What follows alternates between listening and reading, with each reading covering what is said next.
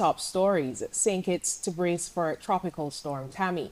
St. Lucian wins $20,000 for Sustainable Agriculture Program, and Biden says aid to Israel-Ukraine necessary for U.S. security. Hello and welcome to the ZIZ Midday Newscast. Today is Friday, 20th October 2023. I am Scotticia Hendrickson. Nationally, a tropical storm warning remains in effect for St. Kitts and Nevis.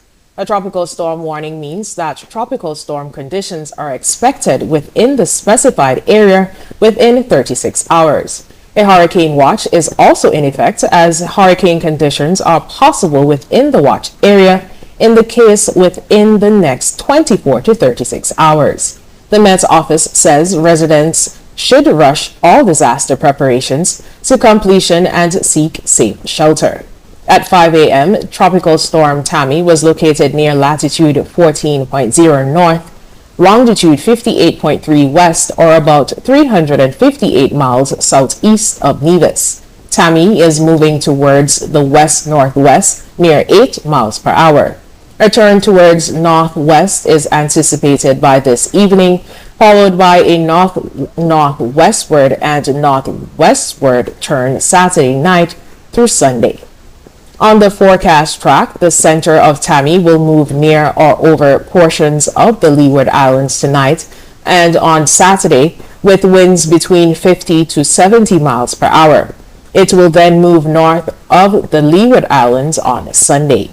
Rainfall accumulation in excess of 6 inches is possible, therefore residents in low-lying and flood-prone areas should move to higher ground and residents near slopes should guard against mudslides. Marinas should complete safe anchorage. The seas will deteriorate and will peak near 12 feet or higher in the next 36 hours as the storm draws near. Mariners are advised to remain in port. Patients suffering from renal failure can be hopeful for a more permanent treatment option in the form of transplants being available as opposed to hemodialysis treatment 3 times weekly. Dr. Jensen Morton, Director of Health Institutions, spoke of the integration of an international team in making the possibility of such transplants available within the Federation. He spoke on ZIZ Radio's program The Edge on Wednesday, October 18. There is a surgeon that's an expert in the field, a Dr. Hakim from the United Kingdom.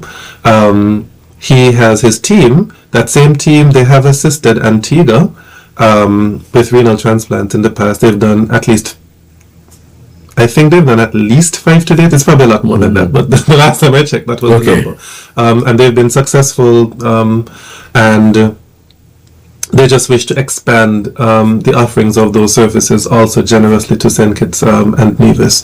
So we are in the process of preparing with regards to getting the equipment ready.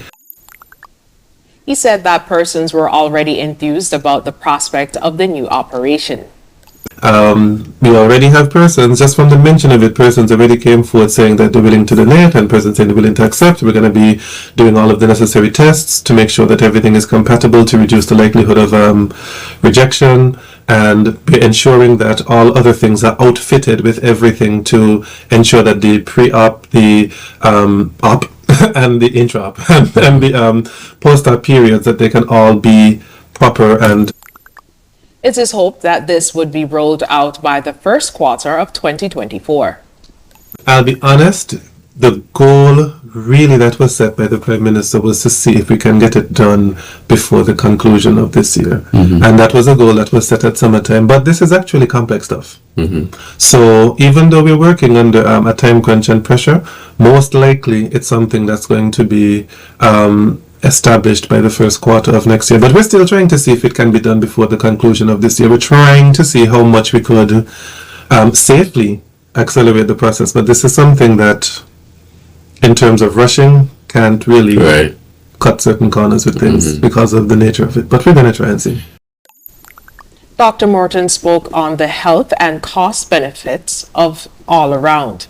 Outside of St. Kitts, the cost of treatment is US $700. In St. Kitts and Nevis, that cost is reduced to $200 EC. The 6 contestants for the upcoming Miss St. Kitts and Nevis pageant have been officially sashed. The sashing event, which was attended by sponsor representatives, dedicated chaperones, and committee members, marked a significant milestone on the path of crowning this year's queen. Ambassador number 1, Ariana Buchanan, is sponsored by Azul Printers.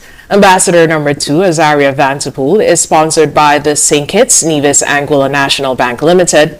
Ambassador number 3, Jamie Peets, is sponsored by The Cable. Ambassador number 4, Chevelle Watson, is sponsored by Cariburi. Ambassador number 4, Desan Maynard, is sponsored by TDC Group of Companies. And Ambassador number 6, Desnoreen Hanley, is sponsored by the St. Kitts Music Festival. According to the National Carnival Committee, the sashing ceremony, which was held on Monday, not only symbolizes the contestants' commitment to representing their sponsors, but also marks the beginning of a transformational journey of personal growth and empowerment. The St. Kitts and Nevis National Carnival Committee has extended gratitude to all sponsors, chaperones, and committee members who are charting the Miss St. Kitts and Nevis pageant on a path to resounding success. Regionally, a dedicated youth leader from St. Lucia, David Henry, represented his nation in an international competition in Italy centered on climate change and sustainable agriculture. His exceptional efforts were rewarded with a prize of $20,000 US. In a remarkable feature of dedication and innovation, David Henry, a promising young leader from St. Lucia, ventured to Italy to represent his country in a prestigious competition focused on addressing climate change and advancing sustainable agriculture practices. In an exclusive interview with Embassy Prime last week, Henry shared his vision for the competition and his ideas for revolutionizing agriculture, making it both sustainable and profitable.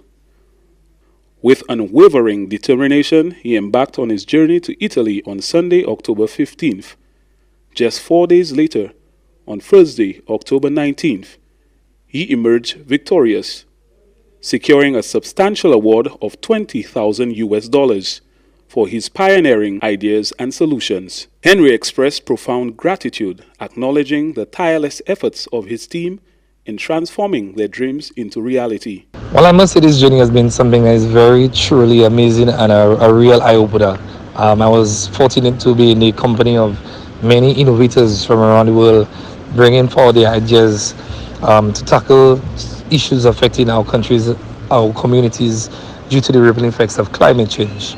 I was very fortunate to come out one of the awardees, winning funding for my innovation using the vetiver technology as a means of providing stability, sustainability of the farm and the farm resources. Henry also underscored this victory was not just a personal triumph, but a moment of pride for St. Lucia. He eagerly anticipates utilizing the funds to promote sustainable agricultural practices within his homeland. This has been truly an eye-opener for me. And what this does for us in St. Lucia and the Caribbean is to bring capacity building to our farmers so that they now could be able to implement to solve the problems affecting their farms so that we can work on our food security crisis that we have in St. Lucia. Henry passionately emphasized the importance of empowering the younger generation and affording them a prominent place in decision-making processes. He stressed that for a viable future, the voices of the present must actively respond to the call for action. This triumph represents a significant step towards a more sustainable and prosperous future, not only for David and his team, but for St. Lucia as a whole. In Guyana, Earl Lambert, chairman of the National Road Safety Council, is urging individuals to submit footage of reckless drivers to the police. This initiative aims for such drivers to face illegal consequences for their actions. Tiana Cole has more. Guyana National Road Safety Council Chairman Earl Lambert made his call on Wednesday. While addressing regional chairpersons from the local Road Safety Council, key stakeholders and members of the Guyana Police Force. When you see something, report it, because it could lead to bigger things. Right? A man is driving a vehicle recklessly, And the next thing you know, you don't see anything, and you go on to kill somebody sometime down the road. He stressed the importance of road users reporting what they see so that errant drivers can face the full brunt of the law. No way a conviction could take place without certain things aren't in there. A video evidence is important. Meanwhile, in his presentation, Traffic Chief Senior Superintendent Mahendra Singh reminded that over an extended period, the police force was functioning as a unilateral entity, but is now enjoying the benefit of multiple stakeholders. The partnerships include the Ministries of Public Works, Education Ministry, and other agencies working in tandem to enhance efforts and improve the safety of the nation's roadways. It has an input from the civilian population. It has an input from civil society. It has an input from every single person who has road safety and or improved traffic management. The Guyana National Road Safety Council is working to ensure the safe driving practice is observed and promoted throughout the year. Tiana reporting for the AHGP Nightly News. Internationally, President